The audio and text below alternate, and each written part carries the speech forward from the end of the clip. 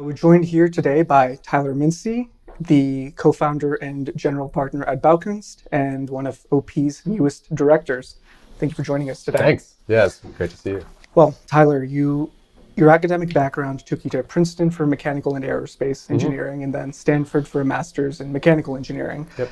After your master's, you began your career at Apple back in 2006, working on the first iPhone team.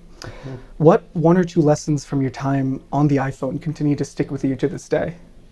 Yeah, I mean, it was an amazing time to work at the company. The scale that whole kind of division is now is almost unrecognizable to where we were when we started. I was still there when we got up in like a half-full conference room and introduced ourselves whenever a new person joined. So like for me, that was really left a strong impression on the impact you can have as a relatively small team. I mean, there were some of the meetings we were having with Steve at the time where he was saying how we reminded him of the early Mac team and how more people in the company would be working on this type of product than anything else, which seemed kind of hard to believe at the time, like maybe a possibility, but it was really cool to just to see him kind of project that future and then everyone else to kind of draft off of that vision and really kind of move mountains to make it happen. So yeah, it was an incredibly small team with a massive impact and how people like interact with computing now in the world. So I feel like people talk about the reality distortion field a little bit, and it was really like reality creation for us, and I think I just remember how powerful that was. Yeah. Now, one of our other board members, Michael Kuba, has described Apple as almost a product development university. What was the environment like, and what is it that contributed to that sort of creative mindset and space for you to be able to do that innovation? Yeah, it's very, in some ways, it's very multifaceted. It's hard to boil it down to a specific thing, but there's a few, I think, like attributes that I've held on to. One big one was that the whole product development cycle was really led from kind of a demo culture place where everything was about product concepts that you could either interact with, that were software prototypes or physical prototypes that with real like materials or at the right scale you could hold and feel. And it was all about getting something that you could use, touch, or feel that you could really believe in, and then making everything work like behind that. But really having a really crystal clear clarity of vision that this is a product concept that we can really stand behind first, before just relying on business strategy or technology roadmaps and kind of figuring stuff out as you went. I think there was really a core of experience-led vision that was fundamental to everything. And then I think there were lots of cultural elements around how the work is done along the way too. I think we always understood that every design decision had many trade-offs, and for every pro there's usually a few cons, and they all need to be taken collectively, and for those decisions to be made very, very intentionally, in a way that helps like guide users to good experiences and helps like hide some of the complexity for them and really ultimately have a simpler user interface too. So I think just going through that process of how you bubble up all those trade-offs, how you get groups of excellent people who are really like truly leading thinkers in their field to come together and help make some of those decisions collectively. I think that's part of the magic. Now, you started with the iPhone, you moved on to the iPod, and by 2010, you were leading the entire product roadmap for the iPod. What was it like managing that type of responsibility so early on in your career? Yeah, I felt very fortunate. I mean, one of the other cultural aspects of especially our group too is I think you were kind of continually given more and more responsibility until you messed it up as a younger person. And so for me, I really appreciated that and thrived in that environment. But it was very hard too. So there was lots of pressure to deliver and execute at a high level of quality. But there was that opportunity too, so that was just an amazing. I felt very fortunate to be there at that time in my life. And are there any qualities that you felt you brought to the table, or that you kind of developed over time that enabled you to manage that type of a portfolio? Yeah, it's definitely a mixture of things. I think I'm sometimes in my with engineers, I'm like the design-minded engineer friend, and with designers, I'm sort of like the engineer-minded designer or something. Yeah, so I'm definitely able to connect the dots, I think, very well between interdisciplinary teams of people.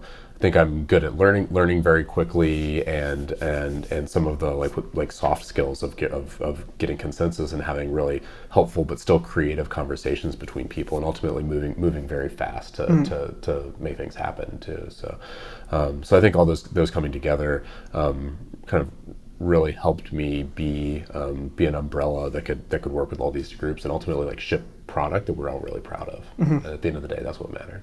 Now, after Apple, your first job was with Brooklyn Beta, a design and development conference, and you were working as a co-organizer and as an incubator manager. So what made you decide to take that leap, not just to a new role, but what must have been a very different environment than the one you had at Apple? For sure. There were two things that were happening at the time. I was actually a partner at a digital agency called Fictive Kin in New York at the same time, and part of what we did at the agency was organize that conference and incubator too. So those are two sort of parallel things.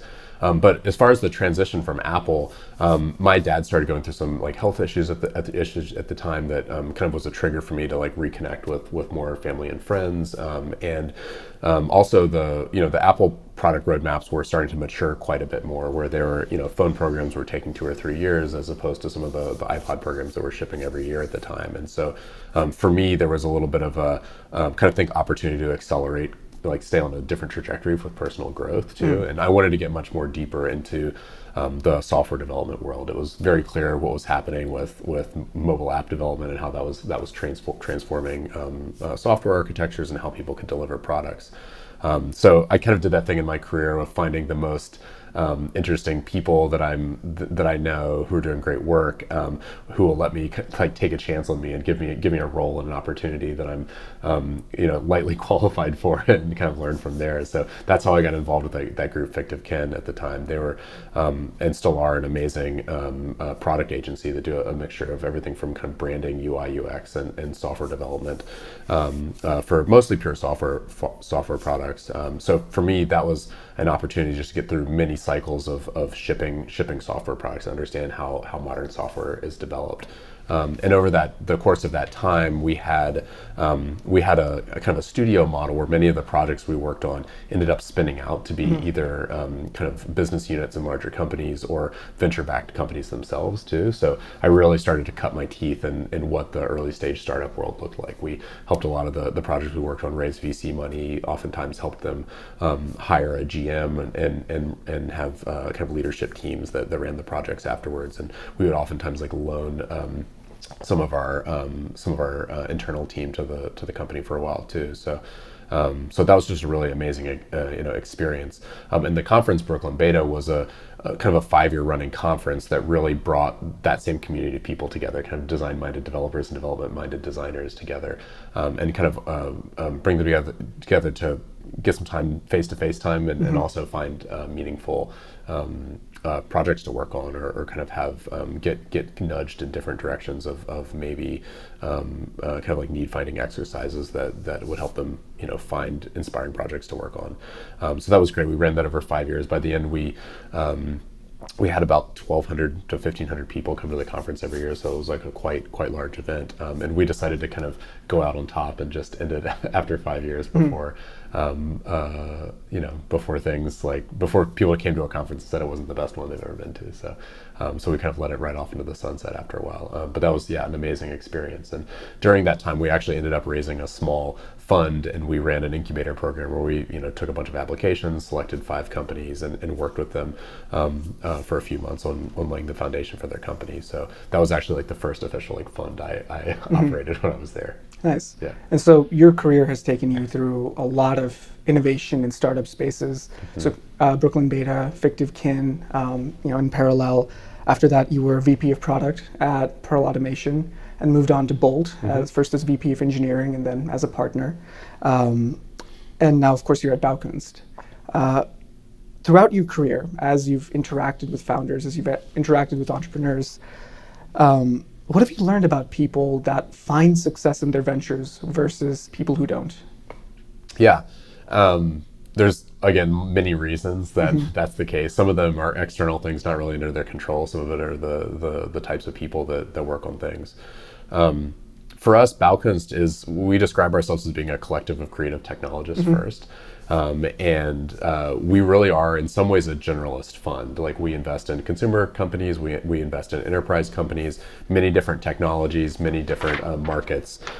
So whereas some funds tend to hyper specialize in some of those areas, we really take a broad view. But the common thread for us is really the type of founders that we like to work with. And so creative technologists for us are people that are deeply technical, but really bring an expertise in design for whatever they're working on too. Those people go off and build lots of different kinds of companies, but really that's like the type of person we like to work with and invest in at our fund now. Not to say there's not other types of people that will for sure grow, like go on to be successful and grow successful businesses, but that's kind of the thesis for us. Yeah. Do you generally look for more teams, or are you still open to solo founders? Definitely still open to solo founders. I think we have a slight preference for founding teams. I think running a business, especially an early stage startup, is just hard, and it's rare that one person has all of the kind of skills needed like to run the company in the first couple of years, especially. So yeah, we like complementary pairs. We like teams, but we invest in lots of solo founders too. It really depends on the person. Yeah. Now, Baukunst in German roughly translates to the art of building. Yep. Why choose that as the motto for your new firm? What about Baukunst, draws that type of a name? Yeah, for sure. And really, for us, it encapsulates the core of our strategy. So we're a pre-seed lead investor for us, which means we're usually the first institutional investor, sometimes like when the company's being formed. So it's really never too early to work with us. And so at that stage of a company, you're operating on a little bit more intuition than data. It's a little bit more art than science. And so in that way, I think the name encapsulates kind of the messy magic early days of a company really well. And for us, it also alludes to creative technologists as well too, right? The art in the building or the craft in the building too. I think that really pairs the sort of the execution-minded technical brain as well as the vision-driven design brain as well too. So it kind of touches on both those bits. And so how do you as a fund, once you've gotten involved with a startup, an individual or a team, how hands-on do you like to be? How do you like to involve yourself with the startup to make sure that they, get to where they want to go? Yeah, for sure. I mean, for me personally, like I think about companies as being the new product that I design now too. So I really take that same kind of product design approach for the companies that we're working with. We're oftentimes taking a board seat with our investments and really working with the founders at that level to lay a foundation for their company, which is sometimes earlier than people really have that level of formality. But we still keep it pretty light. But it's been important to develop the muscle memory in the company around like what are the metrics, how do you efficiently report against a goal and actuals. It takes a while to really get that down, and it's really helpful from the very beginning to have conversations around like what should those things be, what's the right level of process for the stage of the company, like are we having actually like productive checkpoints on making progress, and are we making real progress towards what's going to lead into a successful follow-on financing for the company many times. So we're usually working at that level, and then all the actions kind of like trickle down from the boardroom basically. But many times we'll get involved in everything from product strategy or design reviews. Team building is another huge area that's important at this stage. So we do a lot of work with org designs, helping understand like the profile of who we should be hiring, job descriptions, sometimes helping with sourcing or interview processes as well too.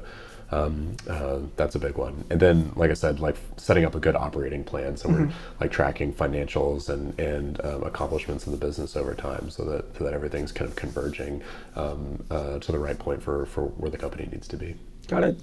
And how did the decision to start Baukunst come about? In addition to being a partner, you're a co-founder as well. Yep. Where did Baukunst sort of start? Yeah, so the partners all worked together at another fund, Bolt, previously. So we all had this working relationship where we knew we had complementary skills. We worked together really well, and had a track record of operating together as well. For us to starting a new fund, we knew that the kind of pre-seed lead model was very familiar to us. That's kind of how we were investing in the past. That we really didn't want to change anything with that at all. It was a good fit for us personally. personally, we thought it was a great investment strategy. But we really wanted to kind of relaunch with this new strategic positioning around kind of design and technology and creative technologists as well too. So for us, that was a little bit more of a forward-looking strategy. We all really love our jobs, and we see this as something we want to be doing for a decade plus into the future. And if you look at all of the great VC funds that have come in the past, they've all taken a slightly more generalist approach, where you need to have this umbrella that's and brand that's meaningful, but it kind of has the architecture to follow rotating interests over time too. So we really wanted to start with that foundation where we could build a kind of multi-decade fund. Makes sense. And so in recent weeks, I know on LinkedIn, I don't know about other channels, but I know you started to share a little bit about the Baukunst collective membership. Yep. Could you tell us a little bit about what it means to be a part of that collective and how it differentiates Baukunst from other offerings? Absolutely, yeah. So we'll often talk about ourselves as a collective of creative technologists first that kind of has a fund, but we do lots of other things. And then we use that same larger collective group to actually participate in the core fund activities themselves. So we do a lot of things, like we'll organize events. We do a lot of digital kind of content development and physical sometimes as well, just to kind of either support sources of inspiration or help bubble up conversations or important topics in our kind of community of builders that we think should be put on the pedestal a little bit more. And then in that larger collective, and we've kind of been handing out these formal membership titles to people. We have a little over 100 people that are in the collective officially now too, and those people are involved with kind of sourcing investment opportunities, very similar to kind of how a venture scout or a venture partner would work at other funds. And get to participate in deal by deal carry with the things that they source. We have a whole directory of everyone that's in the collective that helps them express areas of expertise and how they're interested in getting involved, so that they can get plugged in and supporting the portfolio companies as well, either from an advisory perspective, or sometimes if they're actually looking for another full-time role as well. And then we also do these little collaborative research exercises that we're calling studios, where we'll form up small teams around areas of interest, that maybe new technologies or new market trends, do some research as a group and publish our findings. And in the process, we're meeting new interesting people, sometimes founders that translate into investment opportunities, or we're developing investment theses along the way too. So it's all the kind of type of activities that normally just a general partner or a venture scout is involved in, but we're doing it at a larger scale with our kind of larger community. We don't ever expect it to be a huge group. We wanted to keep it pretty tight, but it's really an experiment structurally with what you can do with the economic engine of a VC fund, but kind of applied with a broader group. Nice. Well, good luck on that. Thanks. Yeah, it's an exciting venture. Now, a lot of your career has been spent working as a catalyst for startups. At Bolt, for instance, now at Baukunst, especially at Baukunst. This requires you to strategize, but also to serve as a leader within your organization. How would you describe your leadership style? That's a good question. I mean, I think, like we were talking about before, it's very important for me to be able to lead with a clarity of vision. And so I'm always pushing the people that I work with and how and the way I communicate myself to be very kind of prototypey in how we talk. I think we like to illustrate things and not just talk about them in the abstract, to make sure that everyone has a shared vision of what we're working on in a very tangible way. I think that's a very, very important aspect to how I lead and how I like to do work as a group. I really like interdisciplinary groups of people that I think non-consensus, non-standard thinkers as well. And so I think surrounding myself with people that come from those interdisciplinary backgrounds and bring unique insight into whatever problem they're working on is very important raw material. But then those people have to be really great collaborators as well, to be able to know how to be open to other people's feedback and filter that, but also stay true to the vision of what we're all working on too, and not chase their tail or get disrupted by feedback all the time too. So I really see it as curating that group of collaborators and making sure there's a healthy process. I think that's usually my leadership approach. Now, a core tenet of Oceanside Perspective is sharing perspectives across generations. Could you give us some examples of times you've worked with intergenerational teams and how you go about making sure that they're able to collaborate and able to learn from each other? Yeah, my favorite examples was working at Apple. So in our iPod group, our hardware director, this guy Brian Sander, who's an amazing engineer. Like he worked back at General Magic and had been at Apple for a long time. And his dad, Wendell Sander, actually worked in the group too, and actually reported to Brian, which was funny. And Wendell is like really Silicon Valley OG, like worked at Fairchild back in the day, and just has an amazing history. I think he was like employee 18 or something like that at Apple. It was like in the teens too. Wow. Okay. Early on. Yeah. And so I mean, he was just like amazing, but it was like the most unassuming, like genuine person, and would really mentor and talk to all of the junior people on the team, like myself included. He was never upset about like asking why, and would really like engage with the question at all, and really I think like spoke to a like very healthy engineering culture and a culture of talent development as well too. And so that's really, I think that culture really stuck with me with both of those the Sanders and how they approach team building and really just doing like excellent work over and over again. Nice. Now you'll be joining Oceanside Perspective as a director, which means you'll be playing a significant role in helping guide the organization into its future. Why did you decide to make this commitment to Oceanside Perspective? I mean, I really believe in the like cross-generational approach to like knowledge transfer, transfer and doing kind of talent development work, like we were talking about before too. So that's a passion of mine, and I really like Helen too. I think she's like an extremely special person that always has talented people orbiting her, both young and old too. So yeah, there's no replacement for team at the end of the day. Nice. And what value do you believe Oceanside Perspective can offer that can set it apart and make it unique? I think that's going to be the big question for us to discover that as a group. I'm excited to talk with the rest of the leadership team around that and have that be something we figure out together. I'm trying not to like bias myself by like pretending to know right now too much. I think that'll be a process over time to really discover that. Now, you brought up the leadership team. That's obviously one of OP's other tenets: leadership, innovation, technology, and entrepreneurship. Could you give us an example of how any one of these tenets have come up in your life, and which one resonates with you the most?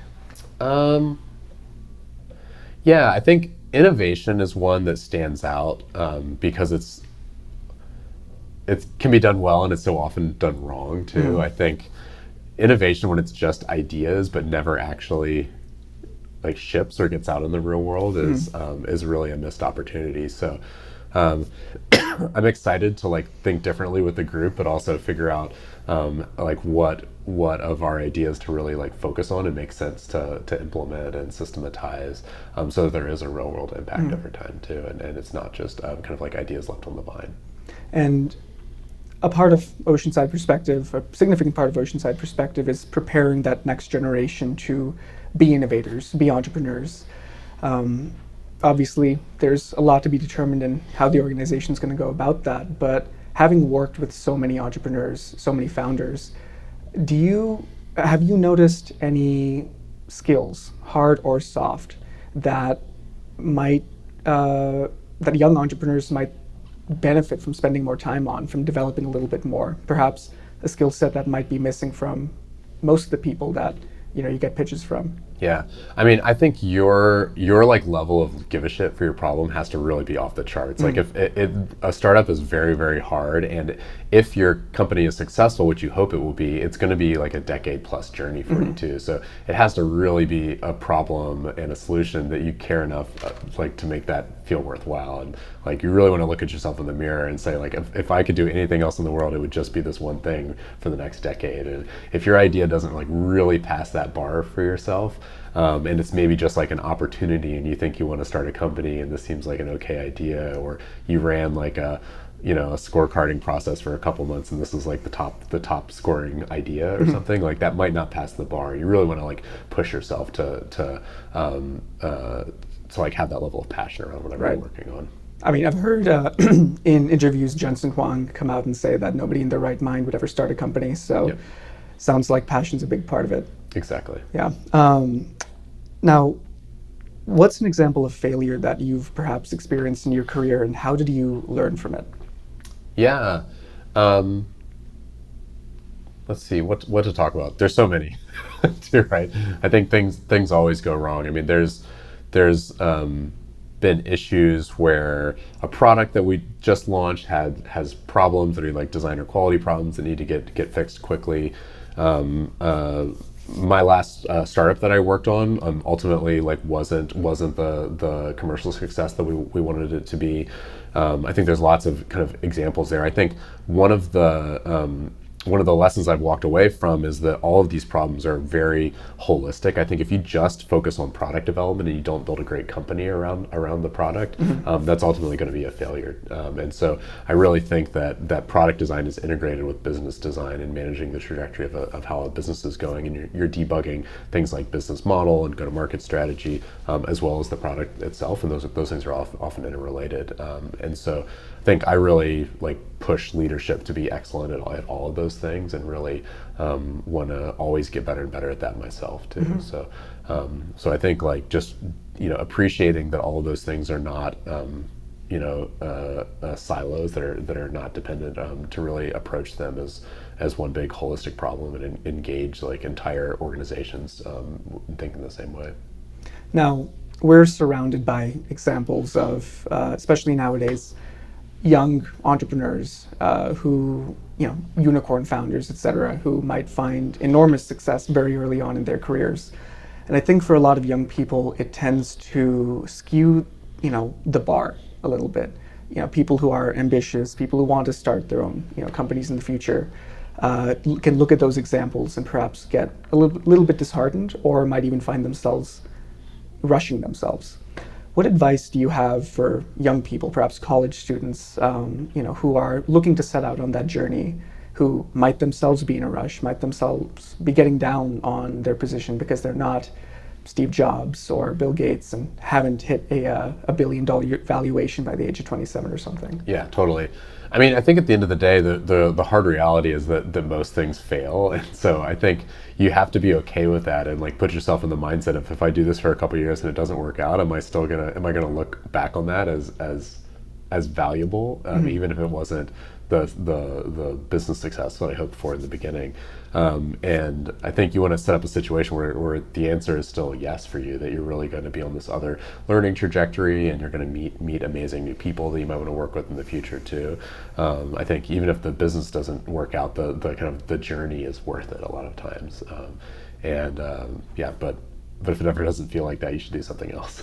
Sounds good. Yeah. All right. Well, that's all we have for you. Thanks so much for your time. Yeah, thank you. We're here with Tyler Mincey, co-founder and partner at Baukunst, and also one of OP's newest directors.